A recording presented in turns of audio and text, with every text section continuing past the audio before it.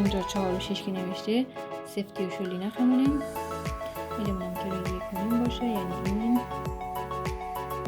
بعد دبلیو هم که روی 5 اینجا باید روی 5 باشه و بعد قراره این دختر انتخاب کنیم شماره 5 باشه.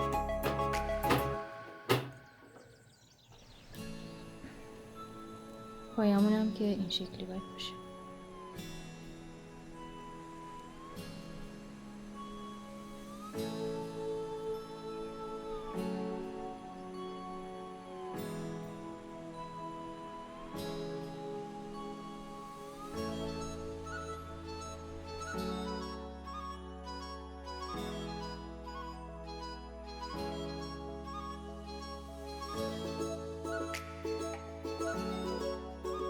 این قسمت حواستون باشه اگه از پایه بیرون بزنه اون طرف دوختمون پیدا میشه.